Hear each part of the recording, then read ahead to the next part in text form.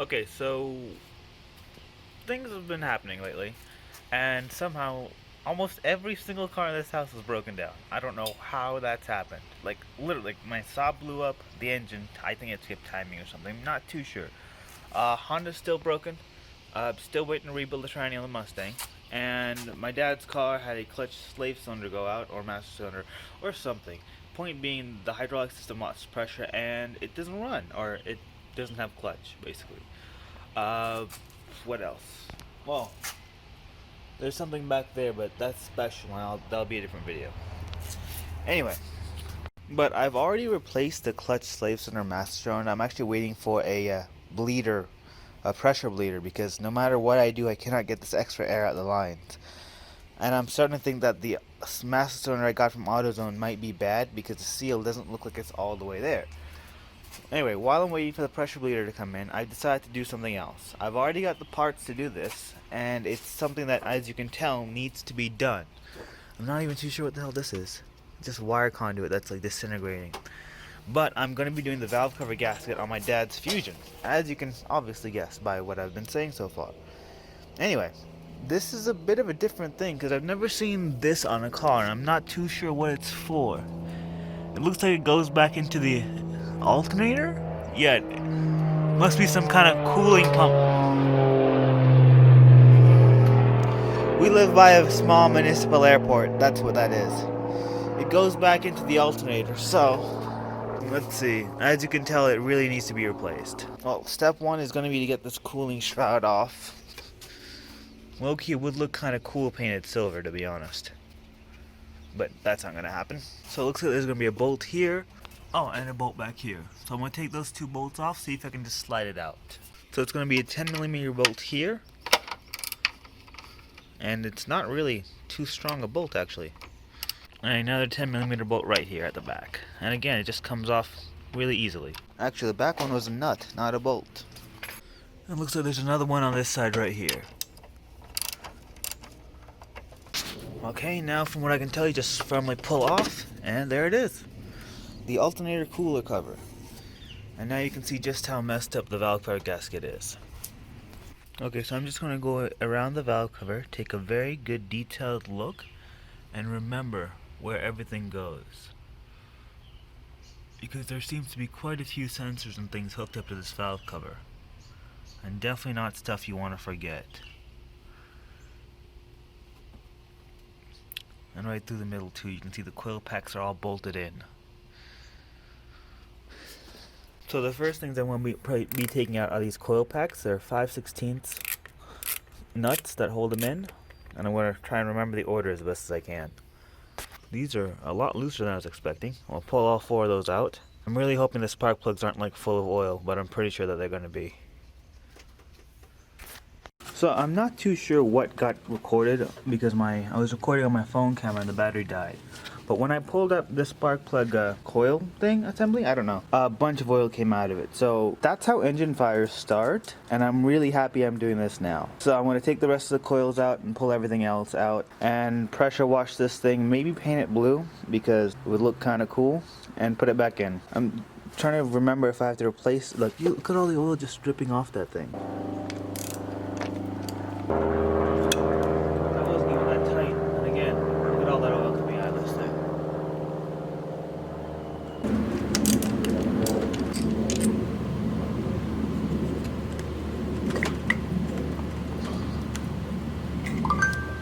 This one's not that bad.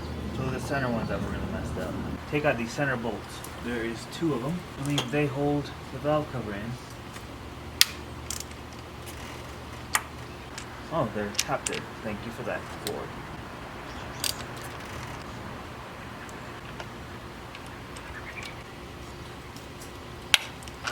Oh, there's one underneath this thing right here. This little bracket. Keeper socket.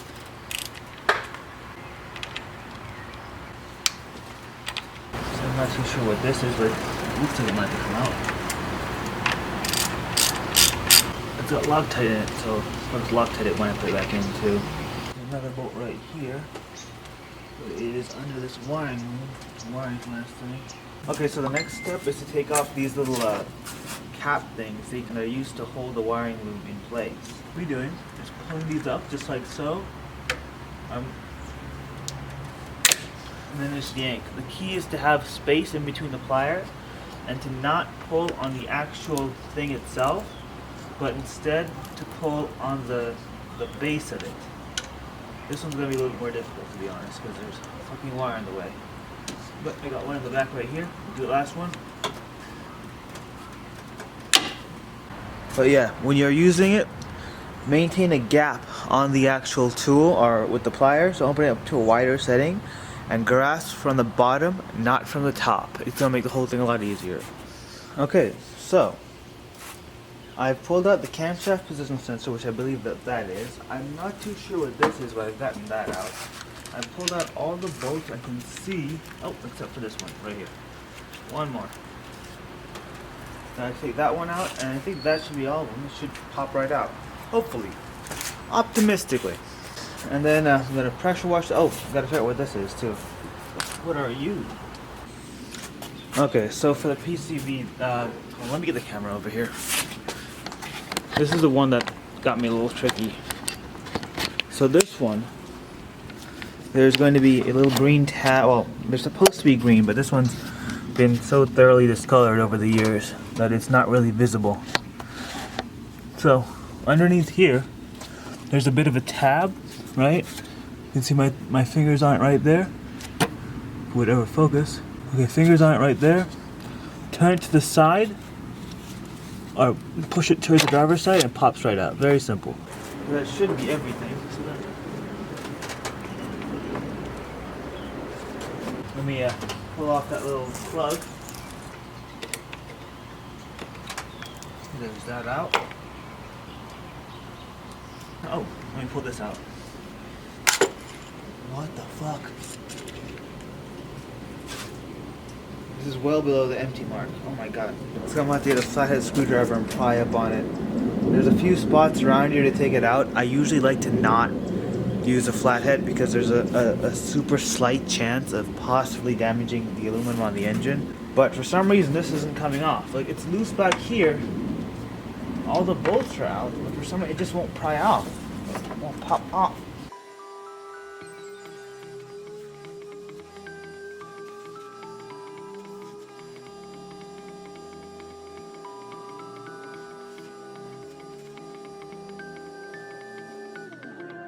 So I think what's happened is that the oil is actually like just seated up and like hardened around the leaking areas so much to the point where it's like bonded itself together. So I'm gonna have to be a little bit more forceful than I would like to be to get this thing off. I'm really hoping I don't damage anything.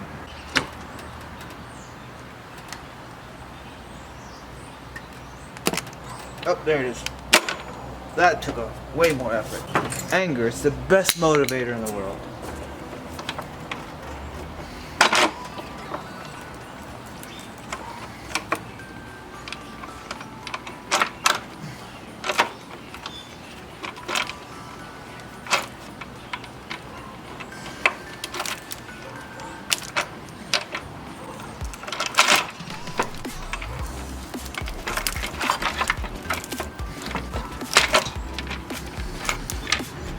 So normally I would take this into the kitchen sink and like carefully wash it and everything, but there's just so much oil in this thing.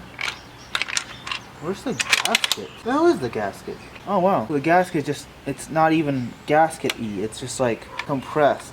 So you might not be able to see the gasket on the camera, but I'm gonna just pop this on the concrete and pressure wash it. It's probably gonna be my best option. Okay, so this is gonna be a simple like valve cover gasket replacement thing. But I got a little too excited and I went to AutoZone or Riley's or whatever and got some paint. So I'm going to primer this and then paint it Ford blue. Or at least a color that looks like Ford blue.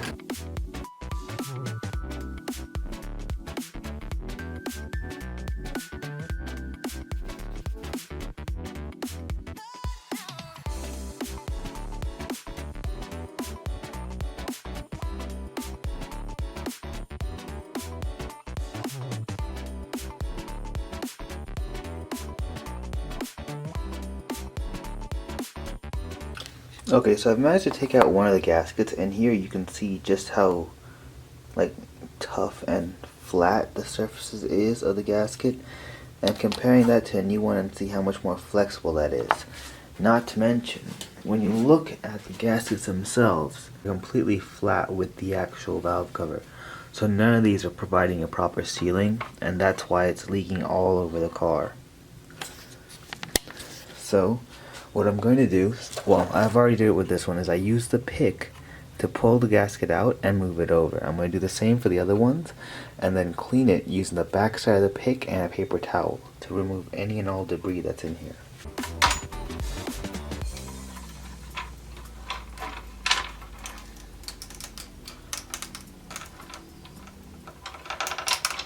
Honestly, this feels more like hard plastic than silicone.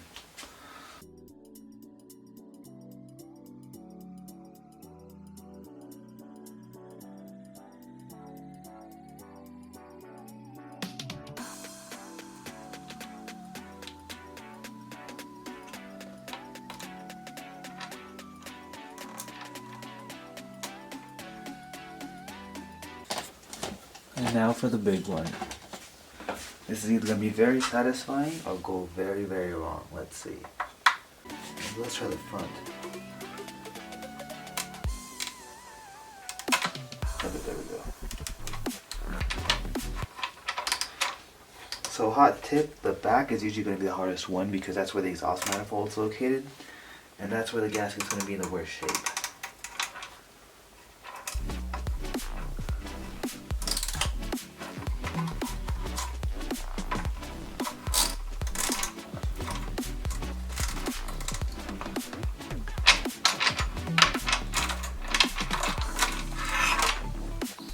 Yeah, this whole gasket's just trash. So this one's gonna go right in here. And you can see this one protrudes quite a bit above the actual surface of the valve cover, which is something the other ones were not doing anymore.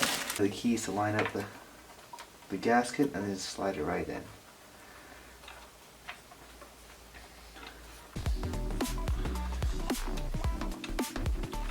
Just like so.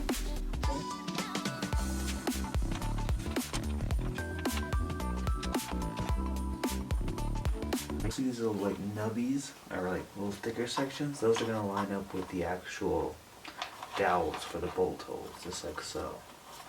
And voila, gasket's on. I just need for the JB weld to set so I can pop this back on the car. Because I broke this plastic tab right here. I don't believe they actually do anything because, you know, they're plastic tabs. I've never seen them on a valve cover before. But I'm going to try and make it strong enough to put it on first before I... Okay, so now one thing to remember is right in between the block you'll see a small crack right here. This is the actual engine block and this is the timing chain cover. Valve cover gasket goes over both of those, and you got to put some RTV, some black RTV on it to make sure that it seals properly. Now I've cleaned this up to the best of my abilities. It took a couple hours to do it, to be honest, and I'm going to start putting this thing back on. So some black RTV here, and lay this new valve cover gasket and freshly painted valve cover on here. Okay, now to carefully line this thing up. Here.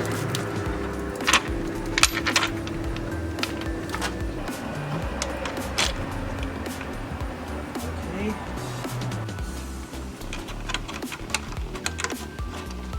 I'm going to hand tighten every bolt by hand just to make sure it's properly lined up. Okay, so now the torque spec for this thing is going to be 89 inch-pounds. I've already tightened it down most of the way with a ratchet. And now for this thing. I'm going to start from the two inboard ones and then move out from there. So, 89 inch-pounds here.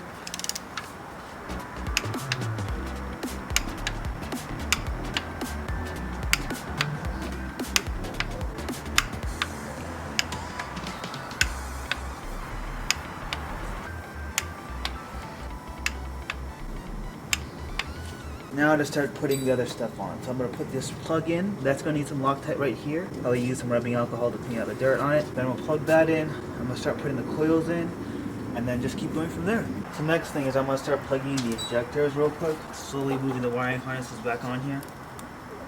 There's one. one onto here. Looks like the connector for the wiring harness or for the ignition thing broke. God damn it. So one thing to keep in mind when you're doing this. Yeah, none of these are going in. I'm not needing any wiring harness. And none of these are clicking or going in. They're just all snapped up. So I'm gonna see where I can find a wiring harness for this car. And how much it's gonna cost. So yeah, this is gonna be where the video is ending. I'm pretty sure you know how to put the rest of the car back together. I am going to be buying a new wiring harness for this car, which runs about 140 bucks. Because, to be honest, everywhere I look, the wiring harness is not in the best of shape. And being that this is a 13-year-old daily driver that my dad's had since new, I don't want it to start having other wiring issues other than the ones that I would have just created. Because these two are not going in, this is going in. That I'm almost scared to plug in because it's missing a bit right here. There's a little chunk missing. So I'm just going to order a new harness, replace the whole thing, and that'll be a different video because I'm pretty sure from here on out you know how to put this in. Just plug in all the plugs, like that one that goes to whatever sensor is in the middle there, and then put this little plasticky bit which goes over the engine right there. And bolt on the little plug connector for O2 sensor. Once all that stuff is done, engine back to normal. Also, it kind of hides all the extraness of this, so like it's almost stealthy blue. I like the look. That being said, I want to get this done right, so I'm going to go order the wiring harness for it. If you like this video, hit like. If you want to see more videos of me working on this car, which there will be, because I'm still doing the clutch master cylinder and now I'm doing a wiring harness, and brakes, and power window regulator. Again, this isn't an issue with the car, this is just a ton of stuff that's let go over the course of its lifespan that I'm fixing at one shot. All that being said, have a good one guys, do whatever else you do on the internet, and yay! Yay! Working on cars is fun! It's so fun! But also, the blue looks really cool. I should probably, if I'm going to be replacing the wiring harness anyway, I might as well just unplug everything and power wash it too, because it's kind of gross. The whole thing is covered in oil and looks like it could combust at any second. Now, honestly, before I say bye-bye and everything, I'm kind of curious to what's causing this, because I've seen other people work on their Fusions, and I haven't seen this much degradation in the plastics. What I'm guessing is because we live in Las Vegas and because this car is driven every single day and has a little over 150,000 miles, it might be a bit of an extreme use case. Also, it could use a new thermostat housing wherever that is. I gotta do that too. And just general maintenance stuff. So I'm pretty sure that might be why it's so just meh. But yeah, it looks cool. I'm gonna get this car running properly. I'm probably gonna replace the serpentine belt as well. Since I'm doing all this stuff, check motor mounts. I'm already bleeding the clutch. I mean, overall, the car looks pretty solid. Like, it runs, it drives, brakes need to be bled, stuff like that, but nothing too major. I'm gonna get this thing running to be mint condition. I'm hoping the new harness will come with these little plastic pin things, because I've broken quite a few of them already. Anyway, have a good one, guys. Whatever else you do on the internet.